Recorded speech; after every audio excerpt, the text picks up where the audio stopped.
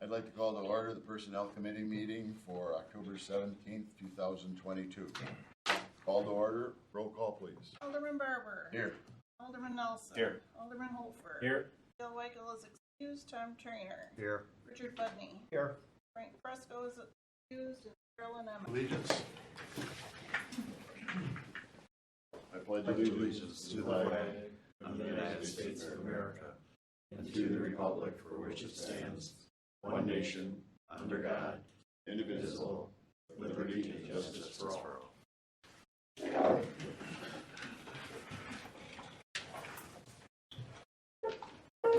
I will now open the citizens' comment period. Everybody should state their name and their address, please, and limit to what would be a reasonable period of time. I'm not setting any clocks or anything, but it looks like a few people want to talk, possibly, so be courteous to each other. But it looks like a few people want to talk, possibly, so be courteous to each other, and we'll get through as quickly as we possible, or as long as you can talk and still be quick as possible. So with that, I'll open it up for citizen comments. Any citizen comment wishing to speak, please stand up. Or citizen comments. Any citizen comment wishing to speak, please stand up. On Beardsley 5550 West Airways. Since we don't know what's been changed or not changed, I won't have much about sick time. That wasn't, I think that's probably what I will say on the benefit package, number 3, under number 5, but number 3. The old wellness program we had, I think they went out of business. Correct. This year, last year, it's not been so user-friendly, spouse-friendly. So it looks like you're trying to address the problems this year. So I would ask the committee,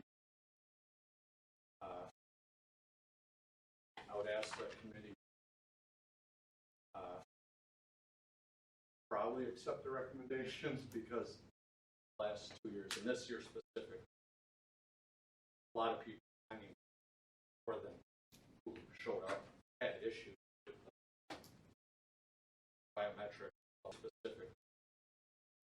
A lot of people, I mean, more than who showed up, had issues with the biometric, whatever term you want to use, was administered. And if we could get back to what we used to do, I don't think we had a problem with that, or something similar. So, but definitely the number 3. Thank you.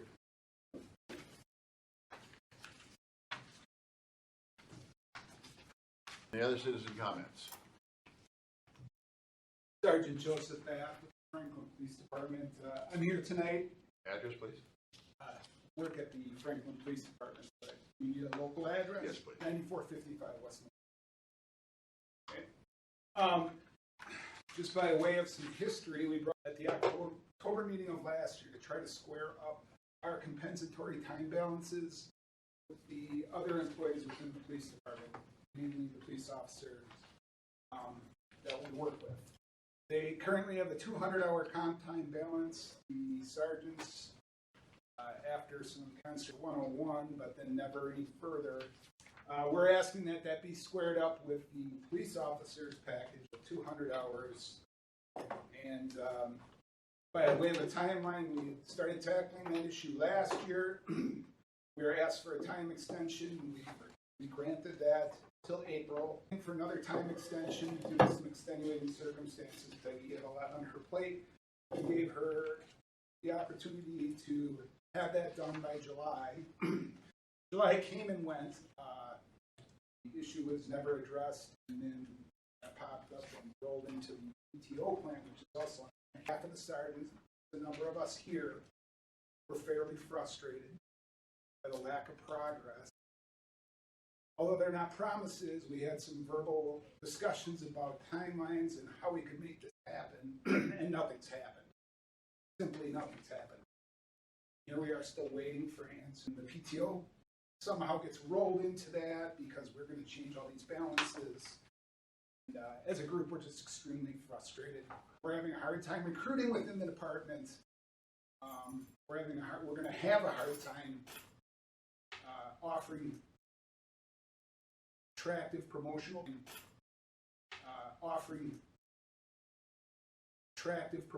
package to sergeants if the benefits of the subordinate group stay so much higher than those of the sergeant. It's come to a head, and that's why we brought it forward. And I guess speak on behalf of the group, and I'm sure others will have things to say, but frustrated, angry, I guess would be the best way to put it out there, because we've been battling this over years. We ask that be considered tonight, with an answer to your name. Some night, with an answer to your name. At some point, more information. Thank you. Any other citizen comments? Once, twice. I'll close the citizen comment period at 6:07 and a half. Okay, moving on. I'll entertain a motion to approve the minutes, or is there any discussion of the minutes? Oh, I'm sorry. We have a new member. Sarah Lynn Emmon. You come to us how? I moved to Franklin last year. I bought my first home with my husband in the Southwood Glen neighborhood. My work background has a variety of community-based type of. I'm currently the HR manager at Foxconn in Mount Pleasant, and felt that this would be a great way for me to provide a service back to my community by using my expertise. And yeah, that's how I came here. We look forward to expertise. Could we go and just introduce ourselves basically and say how long we've been on the committee and any other city backgrounds so you have a feel for everybody else? Tom, you want to start? Tom Trainer. I'm retired risk manager from the Milwaukee Metropolitan Sewage District. Been on this committee about 4 years. Ed Hofer, First District. Been on this committee about 4 years. Ed Hofer, First District Alderman. I believe it's a year now. Richard Budney, retired from the Treasury Department. I was a senior manager there. So I've been on this committee about 4 years. Yes, we got money. I like it.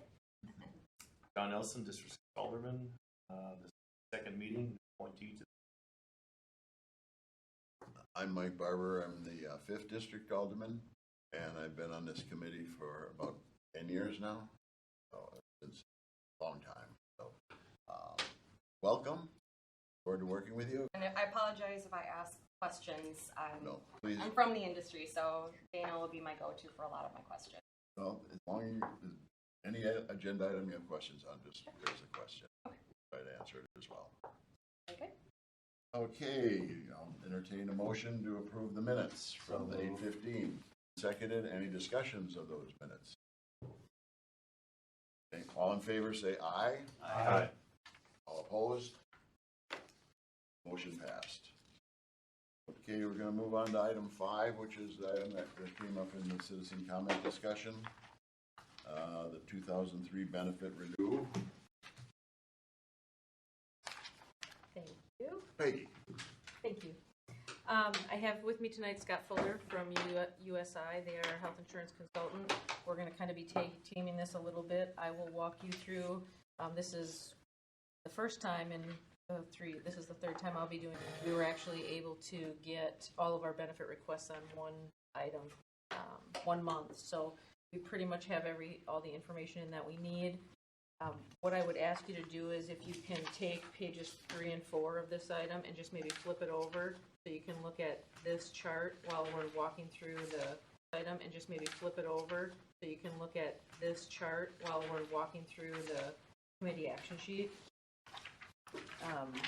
We do have our insurance consultant. We just RFP'd last summer, so we will not be considering that right now as we are in an engagement with them. That goes through 2020, so we will not be considering that right now as we are in an engagement with them. That goes through 2023. The first item on your listing of recommendation would be the third-party administrator for our health insurance plan. Prior to 2022, we had United Healthcare. We now have UMR. Long story short, United Healthcare are sister companies, but they do things a little bit differently. So we were having some struggles with United Healthcare in the past, and we opted to go to UMR last year. We did see some cost savings, and we think there's a number of other benefits. For example, we have now COBRA program. They run our HRA program, which is really something that United Healthcare was struggling with. They are integrated automatically with some of our other providers, namely the stop loss and the pharmacy. Servue, talk about that in a little bit. They offer some more flexibility on reporting. As I mentioned, there was no change in the provider network for this for 2022, and there will also be none for 2023. Just normal changes within the network. Is United Healthcare, and the experience for the most part has been favorable. We've had a couple. One issue that I can think of, the third-party administrator, but what I will tell you is the third-party administrator has really been stepping up, trying to get this one issue resolved that we've been on. And to my knowledge, it's the only appeal that we've had. Started with 2020. So we're not recommending any changes to UMR. We would like to stay with them for 2020.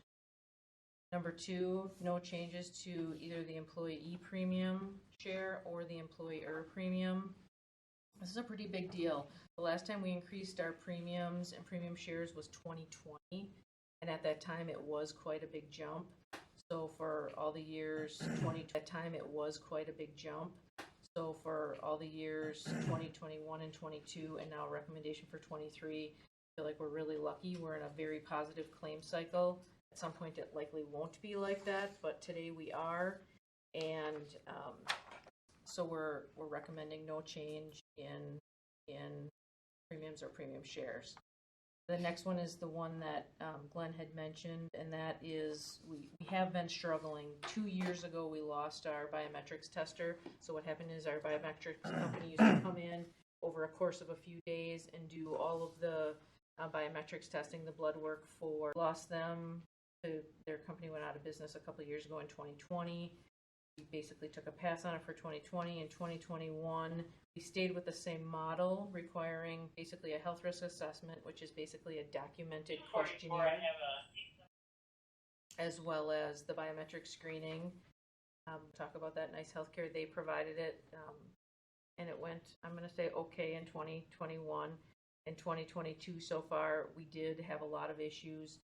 We were trying to make it easier for employees by uploading files back and forth between Nice Health to get the premium incentive, and unfortunately, it just hasn't been a good situation.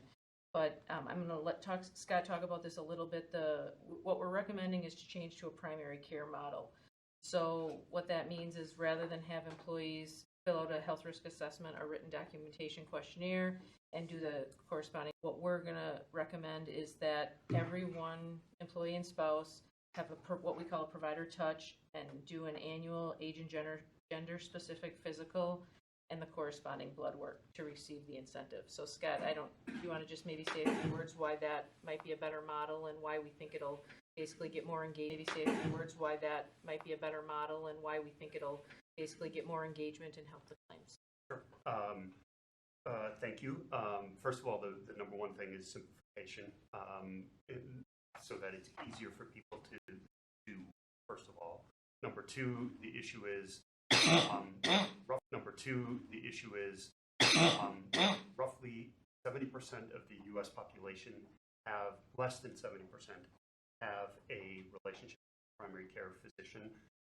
We find that not only by incenting people to develop that relationship, number one. Number two, it reduces future large claim costs, because if you develop a relationship, you can have your preventive screenings more regularly or more frequently than if you don't have that engagement, which ultimately reduce the severity of large claims and ultimately better outcome to the actual time. So those are the main reasons for doing this. And we've had great success with it throughout our client base, whether they be municipality or other. When do these have to be completed by? So this year we're doing November 1st, and I would assume we would stick with that. So basically, they could do it any time from January 1st to November 1st. And if somebody had, I go to the doctor in December, that would be okay to use an exception for that. I go to the doctor in December, that would be okay to use an exception for that. But basically what it is it's just a proactive step to get somebody in front of their healthcare provider, hopefully prevent, as Scott said, some larger. So this will, let's see, in essence, this will cover your 2024 or 2023. We did our health risk assessments and biometric screenings for this year. Employees and spouses have until November 1st this year to get those done. This year or next year? 22 this year, a month from now, is when the biometric screening and HRAs. That's our program for this year. That's what we laid out for employees, and that's what they're following through on. Ask them between January and November, instead of doing the biometric screening and health risk assessment, we would ask them to just have a provider touch with their primary care. Okay, thank you. Was there a cost associated with the high risk? The health risk assessment? When we had the old company that went out of business, yes, it was quite expensive to do that. When we did it with our with Nice Healthcare, that's a prepaid. We're going to talk about that a little bit more, but that's a prepaid scenario where nobody pays extra for that. The preventative care is covered at 100%. Right. So that was and prime extra for that. The preventative care is covered at 100%. Right. So that was and preventative is covered at 100%. So even if it wasn't Nice Healthcare and they went to their physician. Okay. I have a question. Of course. Scott, in the user friendliness, can you speak regular kind of like layman's language, how this becomes or how we get back to that user friendly issue? Sure. Ultimately, we're going to have a sheet developed, or they're just going to upload if they use Nice Healthcare. Again, we'll talk about them in a second. The virtual and upload that to go through. Will ultimately, or give that form, upload that form and give administration so that they can know that somebody has actually done. So specifically what the employees have to do. So specifically to this, employees will have it signed by their provider that says they were there for a visit. No PHI, no private health information is shared. They would just present a form to the city, to Dana, that says that they had a primary care contact and they completed their corresponding blood work. Right, and then they will get their corresponding blood work. Right, and then they will get their premium incentive. And the premium incentives, just so you know, they're listed on what's page 8 of the packet. There's the fourth and third ones from the bottom. One of them says monthly contribution with annual physical and blood work. One says monthly contribution from the bottom. One of them says monthly contribution with annual physical and blood work. One says monthly contribution without annual physical and blood work. And we do have people that like to do both, but of course the majority do the work. And like I said, in this one, it's a little bit more streamlined. They're going to see their provider. They're not coming here. They're not making an appointment here. More streamlined. They're going to see their provider. They're not coming here. They're not making an appointment here. They're doing what we're hoping they're doing in the course of their life. So they just fill out one form that certifies they did it. We're going to talk a little bit about Go365 in a minute. I know there's a lot of different terms with Nice Healthcare and Go365. We'll get into those options, but that is Go365.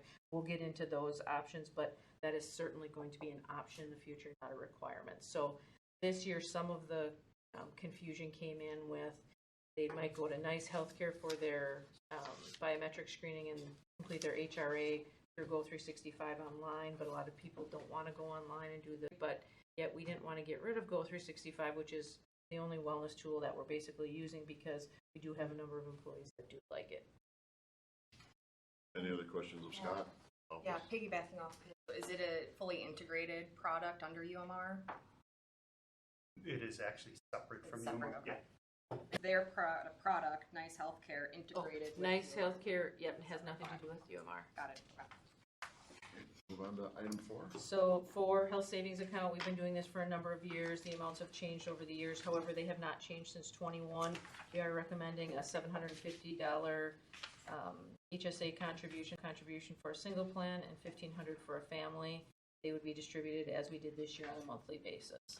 And what that does is we have our plan, again, if you look on page 8, you can see some details on the plan design. We have $1,500, $3,000 on the deductibles, family. So that age a long time ago when the deductibles and out-of-pockets got very large, it was something, seed money you might call it for the employees. Number 5, if there's no questions on that one, we have an HSA, a health savings account agreement with Associated Bank. Employees are not required to use it, however, and if they do, basically they're guaranteed no fees. This is something, because we contract with Associated Bank, they're willing to waive the fees. Typically in an HSA account, if you have over $1,000 in there, they waive the fees anyway. But in this scenario, they're willing to do it for any employee of the city as long as we are their preferred, again, favorable experience with them on the day-to-day business. The next one, number 6, the health reimbursement arrangement. It's not real common to have an HSA and an HRA all in one plan. However, we implemented it in 21, continued it in 22, and 21, continued it in 22. And we're actually finding that this is a very effective method, because when you have an HSA that's too high, sometimes you could be known as enriching employees or their families because, they put money in this account and they don't use it. However, the burden for health insurance at families because, they put money in this account and they don't use it. However, the burden for health insurance at the City of Franklin is on those higher users. So what the HRA does is offers another $1,250 or $2,500 for a family plan for those that have higher health costs and, again, are having more of a burden because of the design of our health plan. There is one change on this for 2020, a required change for 2023, and that is that this year it was $1,500 on a single, $2,800 on a family, what we call the access point before they could access that HRA, but the IRS now says $1,500, not $1,400, is that $3,000. So that's an IRS required change, but the recommendation to stick with the health reimbursement obviously up to us. One. The 2,000? 3,000. 3,000, right. Yeah, from 1,500, 28,000. So it's not going to affect our singles, it's just going to affect our families. Again, there's not a choice from the IRS. The next one, Nice Healthcare. So what Nice Healthcare is it's, some people call it, a mobile clinic. A lot of the services they provide are virtual. They have over 550 drugs. They have physical therapy, They have over 550 drugs. They have physical therapy, for virtual physical therapy. They do blood work. So if somebody, let's just say, not part of their preventative work, they need some kind of blood work, it pays to go through Nice because then they don't have to pay a deductible or any kind of insurance, nothing like that. Basically, it's this year it's $27 per employee per month. Next year, it's going to be $33 per employee per month. And it is quite a change. You'll see that on the chart. We're going from $79,000 without having to dip into any of their deductibles and things like that. Have been really beneficial. Scott, do you want to talk a little bit about them? I think it's what we refer to as a capitated model, so employees and their family members can use it as many times as they want.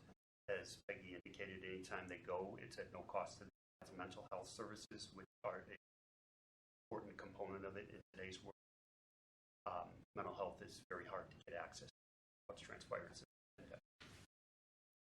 Comparable to an EAP.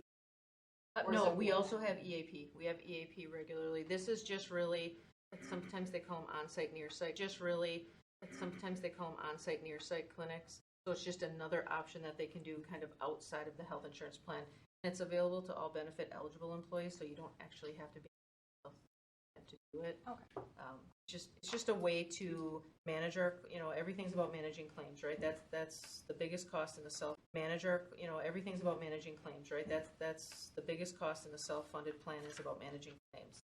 So what this is this is a way where if you have a nice healthcare visit, it might cost the city $300 over the course of a year for an employee. But if I have a cut or an eye infection or a cold or something to go to a doctor and pay that much for one visit.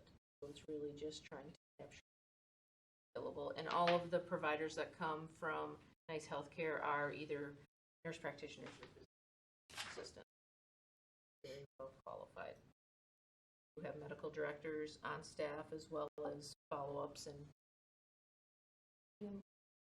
Was there a survey completed on how many of the benefits eligible individuals utilized it? so it's not a survey, but we get monthly and quarterly reporting. The problem is they report it a little funny. If there's somebody, Scott, why don't you take this one?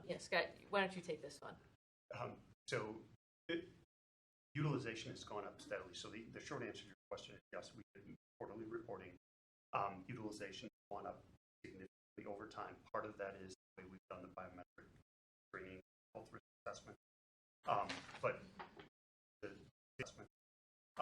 But the city's utilization is way above the norm. 16-18% per month, and you guys are over 30. I don't have the actual report in front of me, but over 30%. Tremendous. Typically, we see a return on investment of 2 to 1 at that. We see a return on investment of 2 to 1 at that 16%. Of that. So the employees and family have gravitated towards it and have well. And the other thing is the net promoter score satisfaction rates and. So a couple things, even in the non-HRA, the non-biometrics months, we're still hitting those high percentages, which is good. Problem is we can't tell exact counts. We have asked them for that, but what they do, we want to provide that. But we know what we can. What we do know is the people that are using it steadily, and it would just be, seeing if we could get more employees interested in it, and possibly not having them have to go to this biometric might get people more interested in volunteering. So that is Nice Healthcare. The next one, Go 365, simply a wellness initiative. This is one where there's human month for it for each employee. You have a Fitbit, a smart watch, any kind of a device that you can track steps, exercise. Are you doing your preventative cares? Are you, they have little challenges that you can do, things like that. It's just, you might want to say part of it is a morale issue, but the other part of it is something that I think we wish we had more of. We have talked to our consultants about different programs that we might do, perhaps like 1 a quarter is our goal for 2023. And what that would do is maybe bring in a dermatologist that would check for skin spots, different things like that. Maybe some kind of a lunch and learn to talk about. The provider is to try to get 4 wellness type initiatives throughout the year. But this is just an ongoing everyday. It's pretty inexpensive, approximately $21,000 annually. It just depends, because when you do these steps and exercise and all these preventative activities, you get what they call rewards or bucks, and you can use those bucks for gift cards and things like that. It's just a little something extra to thank people for doing wellness activities, because in the end, at least hypothetically, wellness activities with healthcare. Next one, no care. Next one, no change on Servue RX. They have been our pharmacy manager. This is the second year. They took over from Optum, who was part of United Healthcare. Again, very favorable. Prescriptions by mail, however it works best. Again, we like employees to do the Nice Healthcare option, because that one's 0 cost. So even if somebody hasn't met their deductible and they go to Nice Healthcare, they're paying 0 for any of their prescriptions, no copays or anything like that. Servue obviously is part of the health plan, so that would include that, but a very good provider. We actually had to go out and shop this year. Specifically was our stop loss provider. Really, we do this every year just because it's just, it fluctuates a lot and you get different things. There is a page in your packet, page 9. If you look on page 9, this is what we shopped our stop loss. Column 1 is the current. That just tells what we're paying today. It's kind of misleading here because, and I'm going to have Scott just talk a little bit about the way the premiums work, but we pay two parts basically. We pay an aggregate and premiums work, but we pay two parts basically. We pay an aggregate and we pay a monthly specific, but then there's the aggregate corridor. So Scott, you want to just take that? Sure. So the specific stop loss is a set dollar amount where any claim that exceeds that amount is insured. Dollar amount where any claim that exceeds that amount is insured. Yours happens to be at 75,000. Excuse me, 80,000 with an aggregating specific, which means the total of anybody that exceeds 80 has to accumulate to another 75 before it starts reversing. That premium, which in this market is a really good number. Not many are under 10%. Then after that, there's what's called an aggregate stop loss, which says if the population at large exceeds a certain number, I'll explain in a minute, then that number beyond is insured. So that number went up to 8.94, and then the attachment point is, so they set a number that they expect the claims to be at, and then they have a corridor or a 25%, call it an error factor, where if you hit that number, which in this circumstance is 3.145, at that point everything is insured. Okay, that number actually went down slightly from last year, which is also favorable. That means insurance companies, like we do, that claims are going to be equal to or better. Insurance companies, like we do, that claims are going to be equal to or better than what they were in 2000, or at least the 2022 budget. So the numbers we're looking at are really the 612,577 as well as the 19,800. The next single people. So the second line from the bottom in that chart, you'll see 632,380. That would be what we're suggesting. And I will mention that that's different than the budget because we just got these numbers last Thursday, and the budget was established before that. We couldn't get lasers are when they basically exclude somebody for some major medical issues, and we got no lasers for Symetra in the current or the future, which is awesome. The other three companies all wanted to do a large claim review, and then have one more month of history. So it's just possible savings when we could lock this in, because that can go either way. That can go good or bad. We can either have better experience next month or worse. So the recommendation is to go ahead with Symetra, and Symetra is a super good company. Works very well with Lamar.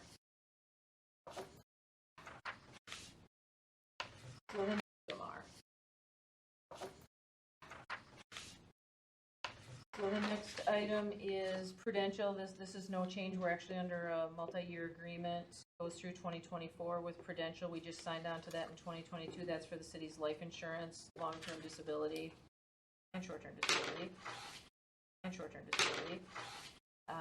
Number 12, again, no change. We signed on with Delta Dental in 2022. Have heard some really good feedback from our employees and their families. That agreement also goes through 2024. We're not expecting any changes there.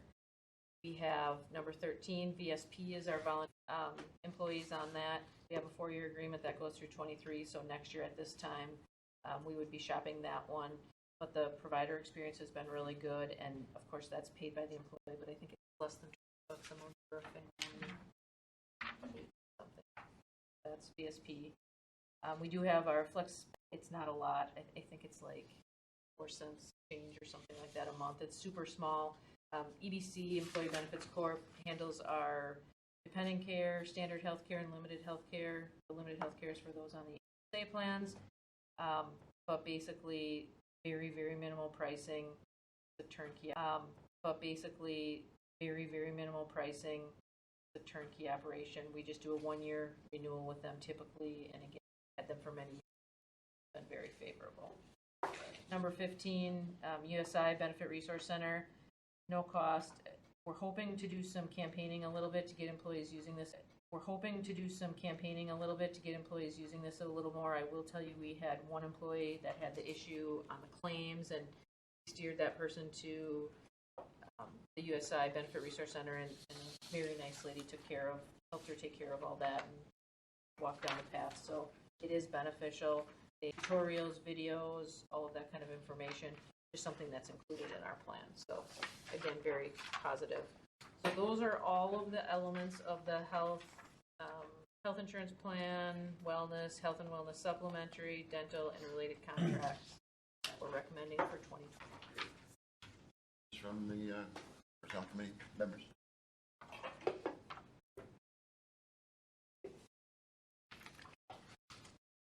Hearing none, I'll entertain a motion. I just have a comment. I didn't know what benefits. Could we suspend the motion? Could we suspend the motion? Motion to suspend so we could hear the comment. Motion to suspend. What about All in favor of the suspending? Aye. Approved. Go ahead. We have to suspend the rules. We have to suspend the rules. Did Ready Rebound contact you? Ready Rebound has contacted us, and we put them on our Ready Rebound has contacted us, and we put them on our calendar for the end of this month so we could do a rollout. In the past, our department heads weren't necessarily interested in going down that path. We have talked to them and said that we would. It's now, as of May of this year, we learned that our LWMI is our risk provider, and prior to May, we would have to do a separate contract with Ready Rebound. And what that is it's a get back to work faster. It basically helps employees that have work comp issues to find specialists and get to the places they want to go quicker so that they can get back to work faster. So yes, they did contact us in the past, but like I said, the department heads really weren't interested. Now that it's part of LWMI, I was pushing it a little bit harder, and so we're going to be meeting with them in October, and then we are going to roll out we've asked them to be at open enrollment. What I understand, it's the cost to the city. That is correct. The LWMI announced that it's now part of our whole agreement with them, so we don't have to worry about bills or transferring anything. And they won't. It's not just for Ready Rebound is really a protected services program, but it's not just for protected services. They'll do it for DPW, general government, any of the employees. So it's just another good resource that you need to get to. It doesn't force any employees to do anything they're not comfortable with. From what I understand, it extends to employees' entire family, and it's not exclusive. That's true. Just be careful on that because it's not guaranteed. So their task, their duty is for protected service. That's the motto they live by. But they have said, yeah, we'll do it. But there's just a fear that now that everybody has it basically and there's no cost to it, it could get out of control, and we just have to make sure that those resources are available.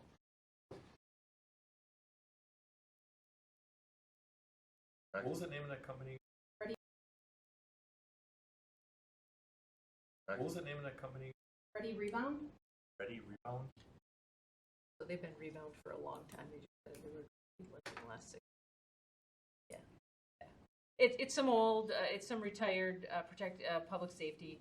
I actually had them back in 2006. It's a cool thing. It's just that they can sometimes serve you very well, and then there's other times where you can pick up the phone if you have a relationship with the provider that you can get your service quicker. And it was, it's a good option. Thank you. Motion to go back to real rules. Moving on to item number. To move to council if that's what. Oh, yes, we didn't do that. We went to, okay. I'll entertain a motion to, for number 5, printed in the packet or amended. So moved. Second. There's been a motion moved and seconded. All in favor? Aye. Opposed? Hearing none. It passed 6 ayes, no noes.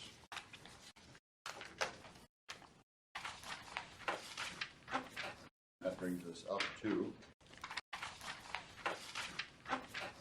brings us up to number 6. Question for the chair. Yes. As you said, I need to excuse myself. Were you expecting action on number 6, or it was the same discussion, but I am not expecting action. In fact, on number 6, or it was the same discussion, but I am not expecting action. In fact, we still have some work to do on the ramifications of what that will look like. So we are asking actually 6, 7, I have some information on 7 and 8, but 6 we are asking for consideration at the November meeting. thank you. We're moving it to November. Number 6, you said. That would be our request. The request to move that. Oh, you're not gonna even discuss it this evening? No, Okay. no. I mean, we discussed it last time. I think this committee understands what that looks like from what are the benefits, what are the changes, but there's some ramifications that we just want to make sure that everybody's so clear Because with. I didn't know if some of the newer members were up to speed with that. Yeah, well, probably, our newest member for tonight, we'll get her up to speed on the, that was provided last And John. time for sure. Well, he was here last time. John. Time for sure. Well, he was here last time. Yeah, if either of you have any questions, before the November meeting, let's try So, to. so I could give just a little snippet if you want. So basically, we did a class and compensation study in 2015, implemented in 2016. At that time, there was a compensation study in 2015, implemented in 2016. At that time, there was a commitment by the city to make the benefits for all the non-reps, because remember, back in 2012, 11 and 12, the state changed the rules, and then some groups that were represented were no longer represented. So the community didn't really address the open alignment at that time, and that's just what we're doing, is looking at, like, so different groups might get the next week of vacation at a different time, or we have some groups, some non-represented employees that don't have retiree insurance or have it under a different set of circumstances than some of the other ones. So basically, there was a set of, I want to say, like 5 items that we just talked through, in sense of all that, just that way. Is there a motion to carry this over till the November meeting? So move. Seconded. All in favor, or any Aye. discussion? Aye. All in favor, say aye. Aye. Any opposed? Do that again. You do it. I can't, you're the chair. I'll give you this. I got the gavel? Got the- All right, all those in favor? Aye. Opposed? Ayes have it. Good. It breaks me. It passes 5-0. And move on to number 7. Did you want that one held over? You mentioned We others? do have some information on these. So one of the items at the committee, and we'll make sure that the other committee members get copies, and we'll make sure it gets online as well. This is what it looks like as far as sick leave goes. So there's basically 3 sets in this item. The first one is 5 pages of non-represented employees. There's no names. We tried to do it as generically as we could. Anybody who's in a department of less than 6 would be under a category called general government. And so basically it'll tell you non-exempt, what their full-time equivalency is. Are they a full-time employee or a part-time employee? And then the next columns show sick use used in 22, the first half of 22, usage in 21, 20, 19, 18, days accrued since employment started, and then a bonus day at this time. And so the document is sorted by that. So there's one of those for all the non-reps. Like I said, that's 5 pages, and then there's 2 pages that are for police representative, fire representative. What is staff recommendation on this issue? So staff recommendation, we don't have a staff recommendation. On this issue. So staff recommendation, we don't have a staff recommendation on this one at this point. We just wanted to give the committee this information. It was something that was requested. I think the committee wants to decide if they want to move forward. And this was one major piece of information that the committee was looking for to do that. So what we wanted to do is get this into your hand, and that the committee was looking for to do that. So what we wanted to do is get this into your hands, let you take a look at it, and then we can certainly talk about it again at the November meeting. Any motion to move forward? Or carry over? Add a motion. That motion. It has been moved and seconded and carried it over to the next meeting. All those in favor say aye. Aye. All opposed? 5-0, carried over.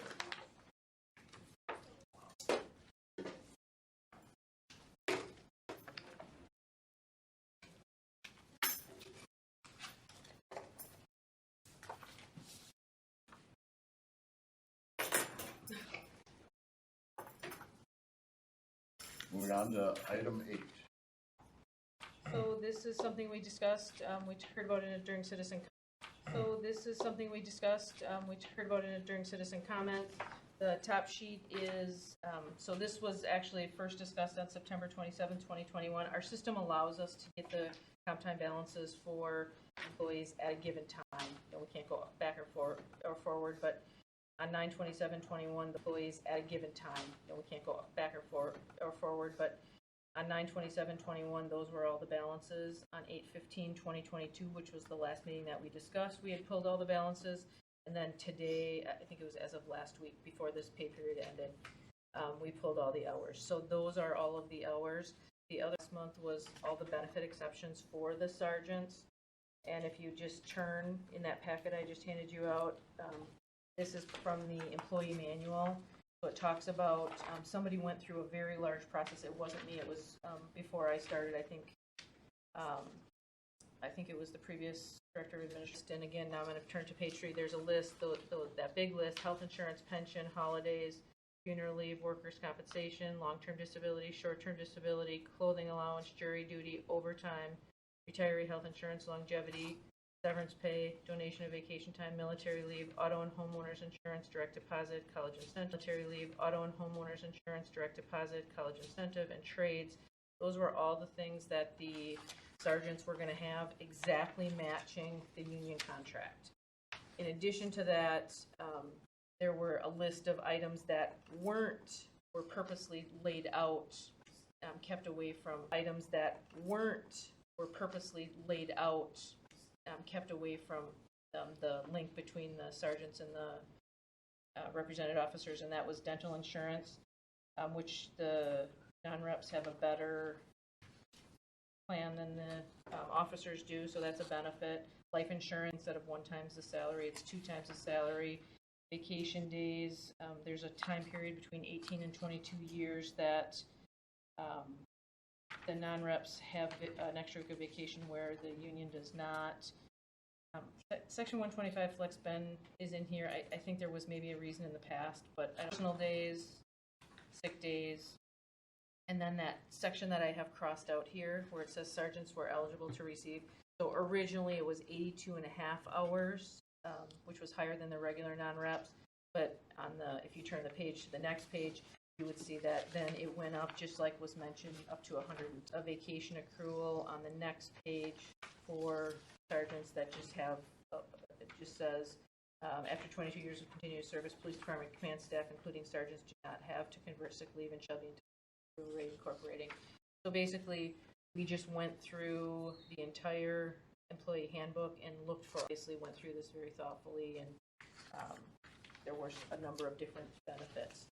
So there's been a lot of conversation on this, and I think there's some misunderstanding, if you will, because it's really not a different benefit, it's just how to accrue it.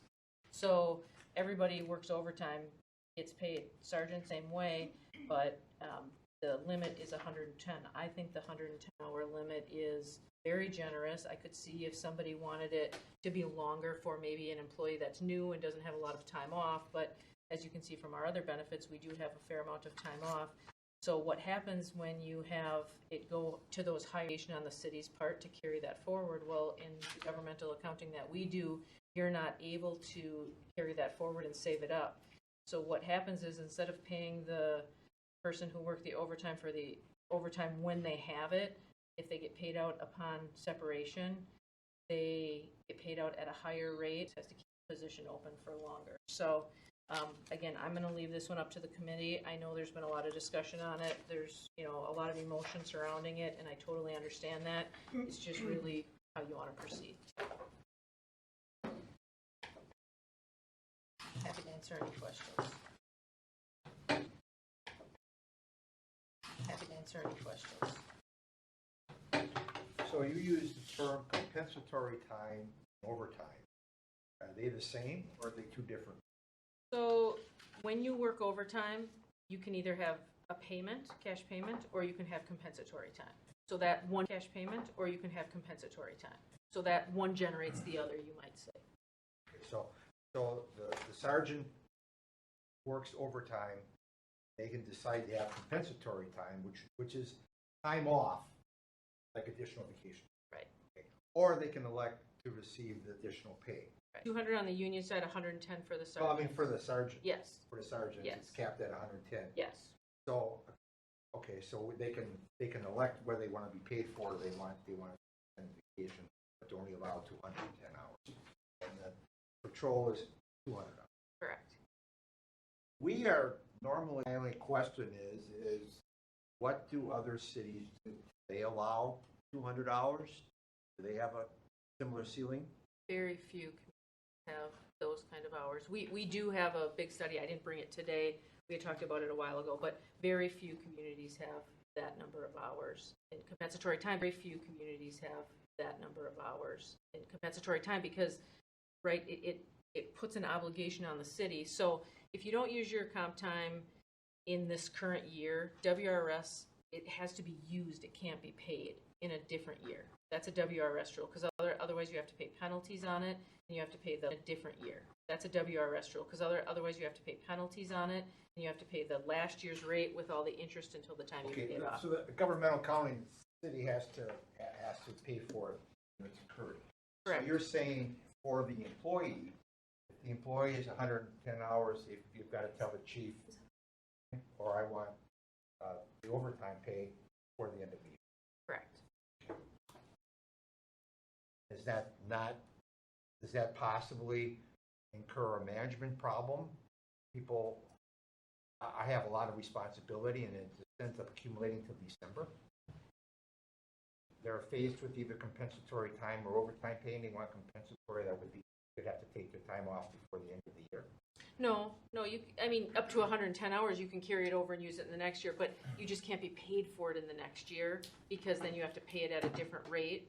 Oh, I And see pay what the you're saying. penalties. I see what you're saying. Right. The penalties. I see what you're saying. Right. So the time, if they elected for time off, they could carry that over to another, Up to 110. up to 110 hours. Yep. But if they wanted pay, it would have to be paid by them. Right. Does any of this, how does their request affect the city budget? How does their request affect the city budget? Is it a big hit? Is it something minor? So it just would depend on what it looks like. I mean, if you look at the hours that you see on here today, most of the hours, I think there's 8 employees. The majority of them have less time this year than they did last year. So it's not that big of a hit on the budget. Only one's Correct. And that just happened since August 15th, because on August 15th, that same person only had 40.96 hours. So you're right, that's that day. I could just put it in a bank account, a separate bank account, and I could keep it and just let it ride till retirement. I could earn a lot of interest on it, right? But the city can't do that in governmental accounting. It just lapses every year. So then when somebody leaves, if we had 3, let's just say we had 3 employees that left with big balances in 1 year, and the budget doesn't support it, it's just a matter of holding positions open. Oh, in order to okay. That historically been a problem? It just depends. I mean, Right now, we're getting a lot of requests. Yeah, It's a maybe, but it's definitely getting to be a bigger problem because we're getting requests to fill positions before people leave, right? So when people notify us that they're leaving, because recruitments are tighter, we want to get going on that sooner. Last year, we had one where we brought someone on, so we had somebody on an unpaid leave, but was still getting benefits and things like that, and then still had a new person, an unpaid leave, but was still getting benefits and things like that, and then still had a new person start ahead of time. So yes, those then affect the city budget. not to be argumentative, but the chief has told us that he as other police departments have problem filling positions. That's true. So That's true, yeah. police departments have problem filling positions. That's true. So, That's true, yeah, in that everybody, case, it's different than highway.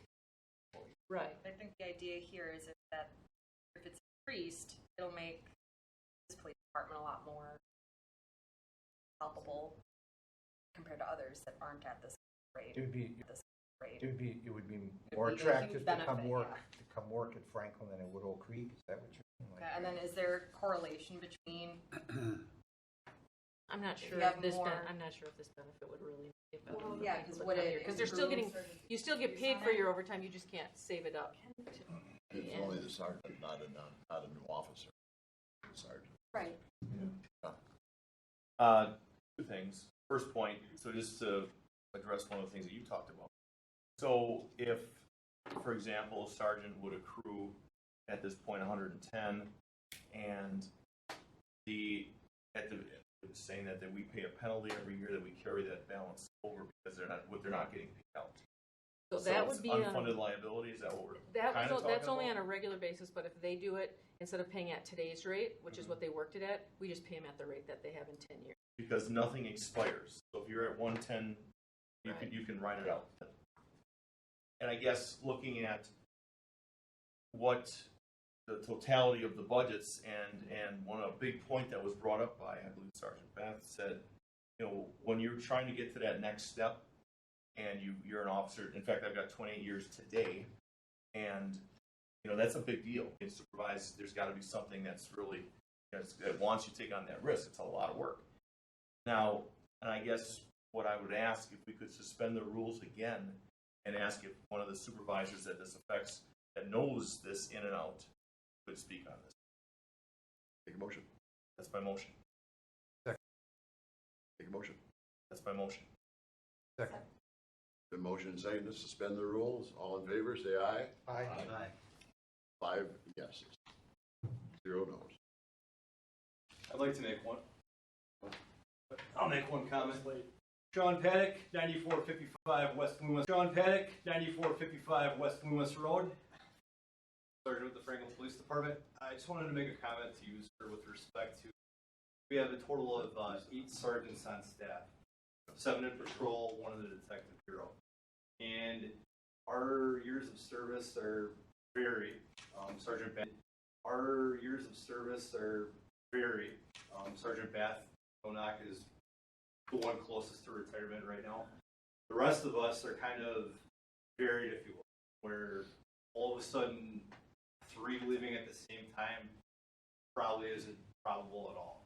So as far as probably isn't probable at all. So as far as a group leaving simultaneously, you never say never, but that I don't think it's very feasible. I think that we'd be leaving it here. And we are having a recruiting to the city of Franklin, but this is a very safe community. It's a very nice community. You recently moved here. Okay, we want to keep it that way. And by doing that, we recruit good people. And from a supervisory position, you want your supervisors to be some of the best officers that you have in the patrol officer. And by having good leadership in the department, you mitigate other issues, liability. All of a sudden now the city gets hit with a lawsuit or something where we have a good supervisor in that position that can mitigate those type of things, make sure our officers are properly trained, doing the right thing on this. Address, please. 9455 West Loomis Road. Is that the police department? That's the police department. I spend more That's time fine. there than my We don't actual wanna- residents. But I thought we had to give the residential No, address. that's fine. you got my new Berlin address. No, Like, no. all right. Not personal. I would have the sergeant have, in addition to other employees from the document there, is not entirely accurate. The Better Dental Insurance, we're offered single dental as a sergeant, not family dental, so we're offered a single dental plan. We would have to buy into the family plan, just like, is that, I'm not sure. Okay, explain to me what it is. We get free family dental. Yes. I stand corrected. There's no longevity pay, is no longer valid, nor is college incentive that is listed in that book. That hasn't been in a college incentive that is listed in that book. that hasn't been in effect for several years for either representative or not.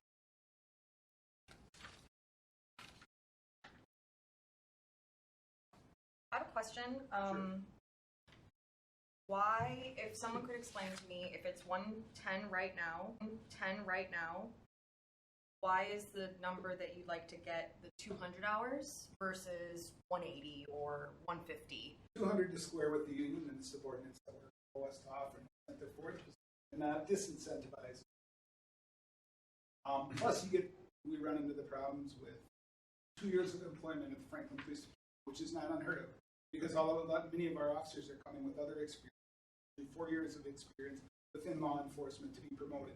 Therefore, they haven't reached the maximum vacation accrual that somebody with 10, 15, 20, 25 years have. That's ability for them, especially in the early stages. We're trying to look out for not only ourselves, those people coming behind us. Sets it up for. I will say that if there's a recruiting crisis at the lower levels of the entry level of the police department, it's inevitable that it's going to happen in frontline supervision. It will happen in administration. It's just going to trickle up, and that's seen it already in our department. We can see it, and I don't see a reason for us to take a step back or stay status quo where we can square those benefits up, try to eliminate some of that.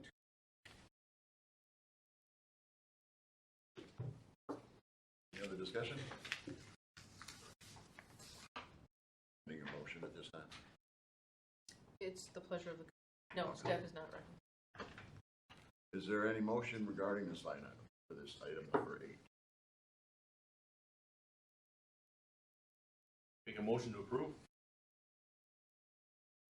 Second?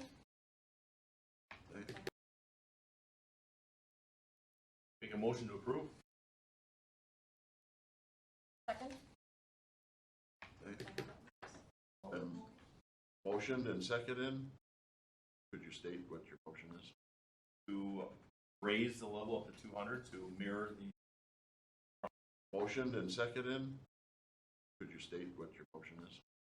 To raise the level up to 200 to mirror the frontline patrol officer. Is there any discussion on that item? Have we looked at alternative than 200? Have we discussed that? Have we looked at maybe 120, 150? I guess my only thought, sir, is why I wanted to bring it to that 200 so it was equal. And with the officers as subordinates as mentioned. Are there benefits that the sergeants get that the patrol officers do not get? Well, since on that. There are benefits that, Steve Hinson, I'm a day shift sergeant. There are benefits that patrolmen get, such as sick leave incentive pay, and on the table for the sergeant pertaining to now. But we're asking for equal compensatory time, match the 100. And in all honesty, if we're talking about the carryover retirement issue, this is one employee every 10 to 12 years, probably, maybe 5 to 10 to be more accurate.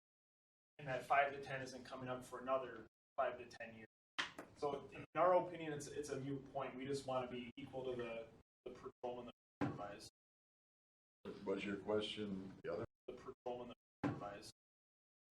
Was your question the other way? Are there benefits that the sergeants have that the patrol doesn't have? I thought that was the question. That is Well, the question. I can assure the committee that the sick leave incentive program that the patrolmen have far exceeds the free dental cleanings that I get per year. So I mean, that's a huge one. Is that the only one? Life insurance higher for sergeants than it is. That's double. Is there something beyond cleaning of teeth as a benefit? Some days are tied to the years for accrual rate. Except for the window from 18 to 22 years, the union must have 130 days to buy their extra leave. Sergeants do not have to. Is there much difference in salary, in the patrolman and the sergeant? All things that I could add that you're in the supervisory position that should be all in line. We're at 7.5%, which was discussed and put into a letter of understanding. Our gap shall remain at 7.5. Don't remember the exact 7.5. don't remember the exact figure, from patrolmen. Was indexed that way. Yes.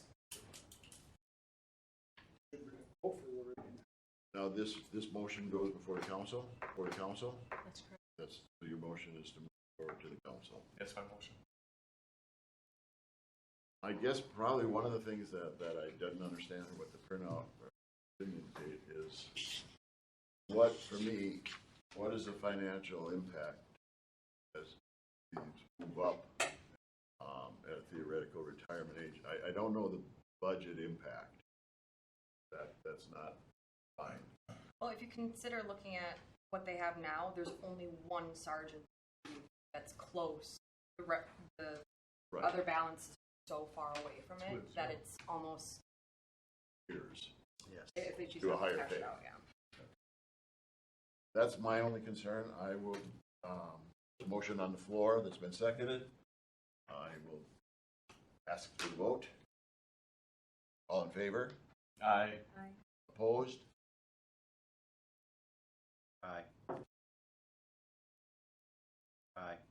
Aye. You opposed? Oh. You're two opposed. Yes. You're opposed and you're opposed. 2 ayes. You go. I'll say I'm opposed because I don't know that fiscal impact. So that is a vote of 3 noes and 2 ayes. Can the committee clarify, so this is a done deal now at the committee level, or it just doesn't move to the council at this point? Going to the council with the recommendation from this committee as such. And is that on the agenda for tomorrow night? No. So when will that be on the agenda next? Hopefully we can get some of that financial data. The implications. We can get it on for. There's some clarity with the financial numbers, projections 10 years out, what that means as far as the financial impact. That's my only concern. I'd like to have that data. So that would be my only reason for voting no, and that's why I'm blocking. That's why I voted the way I did. Okay, moving on to item number 9. I don't really have anything to add to what is in the packet, with the exception of we did get one more resignation from a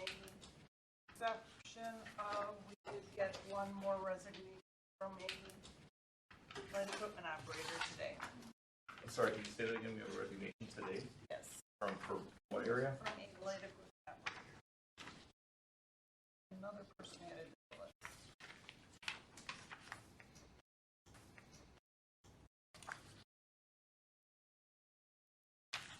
We basically have 5 officers that are vacant at this point. We have 5 applicants going through the background check, and we're continuing to interview because we have more vacancies coming up.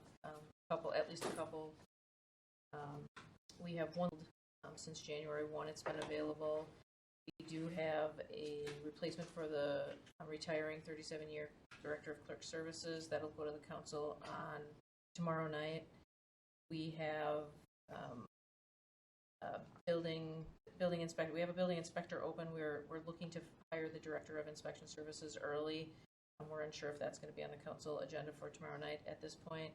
We have a planning manager that resigned in July. We have the recruitment in progress. We have one heavy equipment operator opening as of September. As of September, opening as of September. As of September. And we're interviewing to fill this, and then we have one accountant that we have not tried to fill yet, but we will be doing that in the near future. So all in all, we talk about recruiting. It is tough right now, but we're doing pretty good as far as an employer goes. Just enough. So motion to place and file? Doesn't need a motion. Can I just make a comment? Sorry, Director Morris, 9455 West 10th We didn't go back in, so it's still, Yeah. Yep, I heard the rules. So obviously you guys know, we're in a fluid process of always hiring. A couple of our candidates that we had in background, one that took out of another department last week. Another one is going to be moved from background, so we have really 3. We have more interviews. Like I said, it's going to be a fluid number, how many we approve or send through. But we're fighting with a lot of other departments, as you guys all know. We have the possibility of 2 more retirements coming up. Different lifestyles for different, probably by December. Probably by December. So that 5 will be 7 real quick. turnover this year. And then another projected for January-ish. New officer. No, retirements. Retirement. Well, that's openings. would Yes. be. I just wanted to give an updated number. This was last week's data. Okay, thank you for that. Item number 10, next meeting is November 21st, and there's 2 items of an intern job description and the discussion regarding military pay differential policy.